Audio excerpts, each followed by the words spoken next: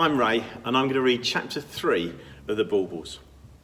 The Christmas tree lights had been switched off, and that had scared him, and then back on again. And still Ted hadn't reached Uncle Dan. He was a small bauble, and hopping was hard work.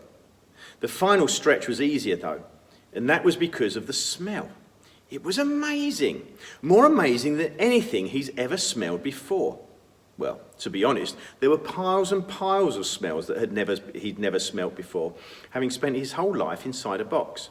But he knew that it was special. "Ted, mate," Uncle Dan called to him as Ted was making his last big hop. "You made it." "Just about," puffed Ted as he tried to get his breath back, the hot air streaming up his sheen. "Uncle Dan, what is that smell?" "Ah, mate, it's the best smell known to bauble or beast. A smell so sweet and rich, it must be savoured slowly and enjoyed with reverence." With a flourish, he pulled aside a cleverly constructed screen of woven pine needles, so well disguised that Ted hadn't even noticed it. It revealed a shiny foil-coloured shape, nestling in the shadows. It was a snowman, shaped with a scarf and a carrot nose drawn on. "What is it?" breathed Ted. "This, my small golden friend," I'm your nephew, Uncle Dan, Ted pointed out. "This, my small golden nephew, is chocolate." Ted let out an "ooh." It felt like the right thing to say. "The best bit is, Teddos, that it tastes even better than it smells. And this one happens to be all mine. Want to try it?" "Yes, please," said Ted eagerly, stepping forward. "Then so you shall, but not yet. Chocolate is best tasted when you really, really need it. It's journey food, which is great because you have a long journey ahead of you, don't you?" "I'm following the star, Uncle Dan, except..." Ted felt a little bit embarrassed to admit it. "I don't really know what a star is." Uncle Dan smiled kindly, and Ted noticed that his metallic green sheen was so completely in tune with the branches around him that it was almost like he was part of the tree. He looked like he was where he belonged. "Don't know what a star is?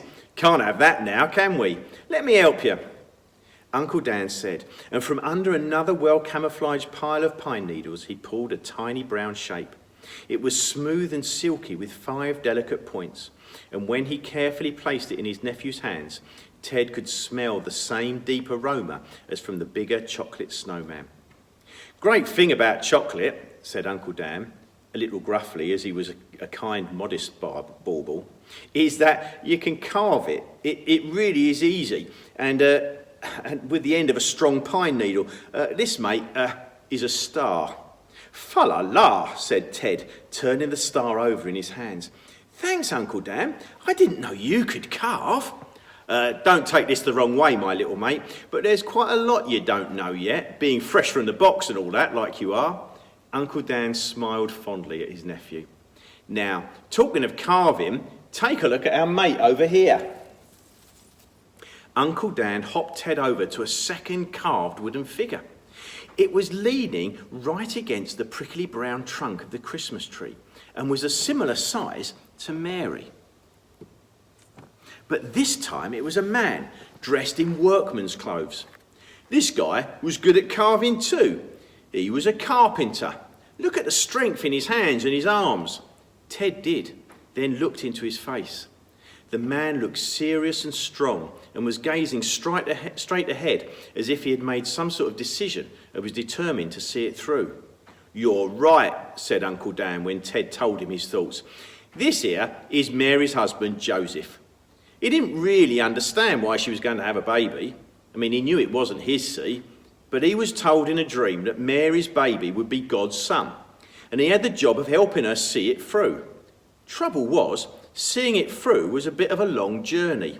Months of Mary growing bigger and bigger, and people talking about them. The local gossips knew it wasn't his baby as well. And then an actual journey to a town called Bethlehem. I reckon he had time for a whole pile of thoughts on the way. Maybe he even sometimes wondered if it was really all true. But he kept on anyway. He got her there, and when he did, it all began to make sense. Mate, keep on going. Keep on looking for your why. When you get to your journey's end, I reckon things will start to make sense. Thanks, Uncle Dan, said Ted. It was probably the most words he'd ever heard his uncle put together in one go, and he was grateful. He put the chocolate star carefully into his pocket. Which way now? You need old Jake next, said Uncle Dan, giving him a bunk up to the next level of branches. He'll be waiting for you. Look out for the donkey. He knows the way. Journey well, mate.